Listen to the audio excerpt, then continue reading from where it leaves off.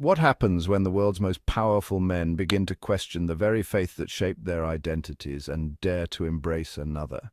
What if the man known for iron-fisted rule and unflinching nationalism stood before the world and whispered two words that could shake centuries of tradition: Ashhadu and La ilaha illallah? In a country forged by orthodoxy and empire, Russia has always looked inward to find its soul. Its art, politics, and even wars have been bound tightly to the church. Presidents came and went, but one thing remained constant: the unyielding relationship between Russian leadership and Orthodox Christianity. And no figure embodied that connection more than Vladimir Putin. Raised in the gritty alleys of Leningrad, shaped by KGB ideology, and crowned by decades of rule from the Kremlin, Putin was no stranger to power. He cultivated an image of a protector, of Russian tradition, Russian values, and Russian religion. Images of him lighting candles in ancient churches, kissing gilded icons, and crossing himself at public events were commonplace. To many he was a symbol of state-sanctioned faith, but something deeper stirred beneath the surface, an internal war, unspoken, hidden behind his eyes. For years Putin had appeared unshakable. He stood before nations and dictated policy, steered military campaigns and silenced critics. But behind the grand walls of the Kremlin, in private moments far from the eyes of the world, he was unraveling. It began subtly: restless nights, dreams he couldn't remember but woke from with a heavy chest. Scriptures he once read for public image became nightly meditations. The cross around his neck began to feel more like a chain than a symbol of faith. He started asking himself forbidden questions about salvation, about peace, about God. The official story would later say it began in Indonesia, but the truth was the foundation had been cracking long before. The moment Putin's plane touched down outside Jakarta, he was met not just with full military honors but with warm smiles from hundreds of ordinary Indonesians, families, elders, children dressed in traditional Muslim attire, offering him genuine hospitality without ceremony or judgment. That evening, at a simple reception, he met an elderly Islamic scholar who spoke not of doctrine but of compassion, justice, and inner peace. Putin asked him why Indonesian Islam was so calm and inclusive.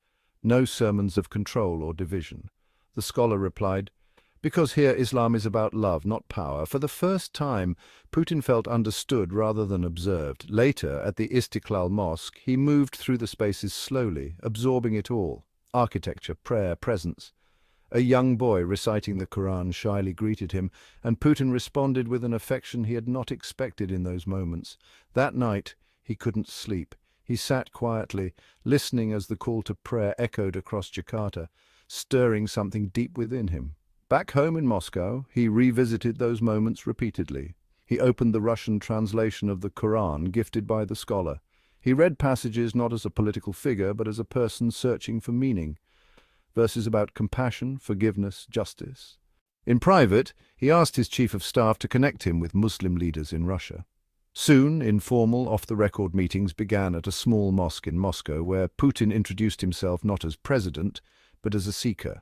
He spoke of what he had seen in Indonesia, of calm, warmth, and sincerity. A teacher asked if he was serious about understanding Islam. Putin replied simply, "Yes." These early conversations were quiet, almost secret, but marked a profound shift. He began visiting that mosque more often. Disguised and without his entourage, he'd sit silently through Friday khutbahs, listening to themes of patience, community, and surrender, not to the state, but to God. He wasn't there as the ruler of Russia. He was there as a man shedding armor. It wasn't long before his questions deepened. "Why do Muslims fast?" he asked once. The Imam explained not only the physical but spiritual purpose of Ramadan, the sharpening of the soul, the breaking of ego. Putin nodded slowly. "I have fasted in my own way, for power, but not for God." Soon the mosque offered him a secluded retreat in the countryside, a safe space to explore without media or handlers. There he memorized short surahs. He learned to make wudu. He practiced prayer, guided by a young Dagestani convert. One night, under a moonlit sky, after tahajjud, Putin broke down in tears. "I spent my whole life trying to control people," he whispered. "But here, for once, I want to surrender." Word inevitably began to spread. Trusted aides noticed his absence. Reports surfaced of a shift in Putin's demeanor, calmer, more introspective. A close Orthodox ally questioned him. Putin responded gently, "My soul is no longer nourished by ritual alone." But the world still did not know. and Russia wasn't ready. When a man like Vladimir Putin shifts his spiritual compass, the ripple effects are never confined to personal boundaries. Inside the Kremlin, whispers turned into speculation. Intelligence agencies quietly drafted internal memos. Unconfirmed reports suggest the president is exploring Islam. Advisors debated, was this a ploy, a geopolitical strategy, or a genuine transformation? Religious institutions, particularly the Russian Orthodox Church, began to feel tremors. Patriarch Kirill, a long-time ally of Putin, privately expressed concern. For decades, the Church had relied on the president's image to solidify its role in society. Now that foundation was fracturing. Orthodox leaders feared losing their cultural monopoly, but it wasn't just spiritual elites who noticed. Muslim communities across Russia, Chechens, Tatars, Dagestanis, felt a cautious sense of hope. In the streets of Kazan and the valleys of the North Caucasus, imams prayed for wisdom, while youth discussed rumors in cafes and online forums. Could he really be one of us, they asked. The West, too, was watching. Intelligence circles in Europe and the US speculated, if Putin truly converted, what would it mean for foreign policy? Would Russia turn eastward in alliances, pivoting further from the Christian West? Would a post-Christian Russia emerge under the banner of Islamic identity? Geopolitical analysts debated whether it would deepen Russia's ties with nations like Turkey, Iran, or Saudi Arabia. Would it embolden Islamic movements in Central Asia, or send shockwaves through post-Soviet republics trying to balance secularism with rising Islamic identities? And within Russia itself, average citizens were divided. Nationalists condemned the rumors as betrayal. Liberals questioned his sincerity. But a quiet minority, those disillusioned with corruption, consumerism and cynicism, began to see the possibility of moral realignment. A public conversion would be seismic. But even in whispers, the shift had begun to reshape Russia's religious landscape.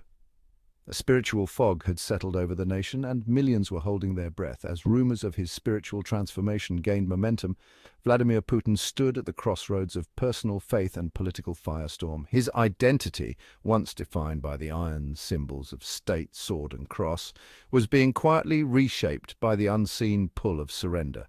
But for a man like Putin, nothing is apolitical. Every belief, every gesture, every whispered word echoes through global corridors of power, and nothing in recent history had the potential to stir more controversy than the idea of Russia's president embracing Islam. The Orthodox establishment was the first to strike back. Patriarch Kirill, once a loyal spiritual partner, began to distance himself subtly. State churches intensified their messaging, promoting Christian orthodoxy in media and public schooling. Influential bishops denounced syncretism and warned against foreign theological influence. Behind closed doors, some even called for a quiet investigation into Putin's activities. Meanwhile, right-wing pundits on state TV demanded clarity. Is our president still one of us, they asked.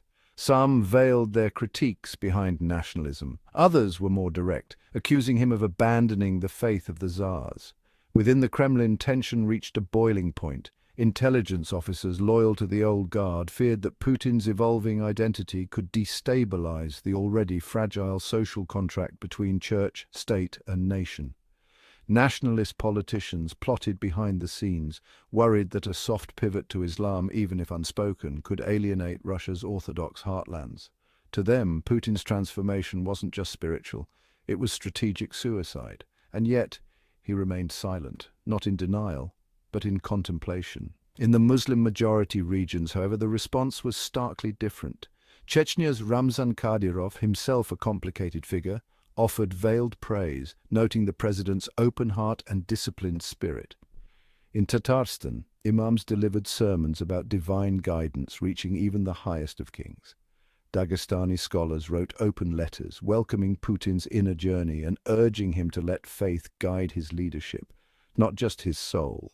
But silence from Putin fueled further chaos. Western analysts speculated that he was playing both sides, seeking to realign Russian identity with a broader Eurasian Islamic revival.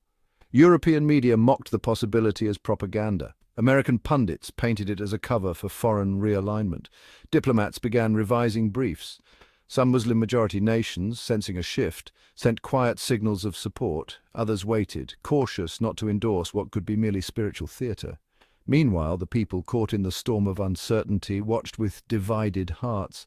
In Moscow, protesters clashed. Some chanted prayers in Arabic, holding signs that read, "Truth belongs to God alone." Others waved crosses and Russian flags, shouting, "We are not Arabia." Students argued in universities. Teachers whispered in staff rooms. Clerics debated behind mosque doors and church altars. The Russian soul was being stretched at its seams, and Putin, he remained in retreat, often visiting secluded countryside estates, reading, reflecting, praying. He did not confirm the rumors, nor did he deny them. One aide recalled hearing him whisper during a private tea session, "I no longer lead with the sword. I now follow the pen that wrote all destinies." Another insider reported seeing a copy of the Quran and the Bible side by side on his nightstand. When a world leader redefines himself, the world itself is forced to choose how to react.